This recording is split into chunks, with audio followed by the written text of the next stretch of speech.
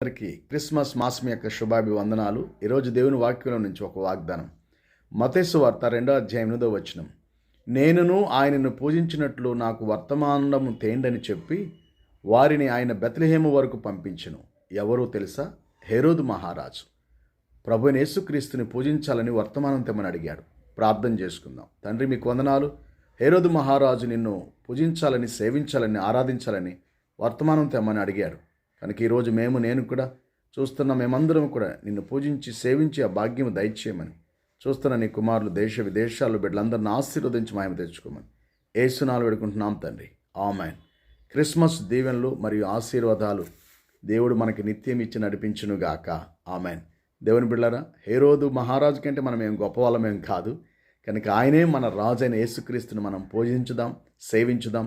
Christmas దీవెనలు మెండుగా నిండుగా పొందుకుందాం. దేవుడు మనం దీవించునుగాక. ఆమేన్.